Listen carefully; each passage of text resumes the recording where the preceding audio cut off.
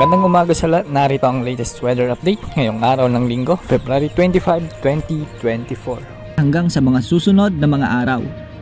Patuloy na magdadala ng mainit na panahon sa bansa ang easterlies o ang mainit na hangin mula sa karagatang Pasipiko. Samantalang northeast monsoon naman o hanging amihan ang nakakaapekto ngayon sa extreme northern Luzon.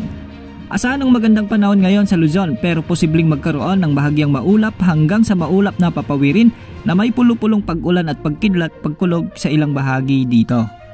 Sa Bicol Region ay asahan ng mga di kalakasang ulan ngayong gabi pero magiging maaliwalas naman ang panahon bukas sa rehiyon.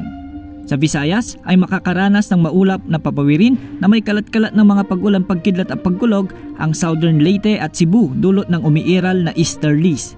Ang nalalabing bahagi ng Visayas, Palawan kasama ang Kalayaan Islands at ang Occidental Mindoro ay makakaranas ng bahagyang maulap hanggang sa maulap na papawirin na may pulupulong pag-ulan pagkidlat pagkulog dulot pa rin ng umiiral na easterlies o ng mga localized thunderstorms.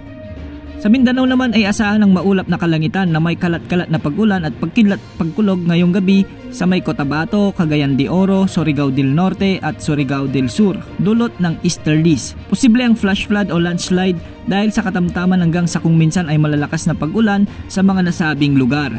Samantalang bahagyang maulap hanggang sa maulap na papawirin na may pulupulong mga pag-ulan o pagkidlat pagkulog sa bahagi naman ng Metro Manila.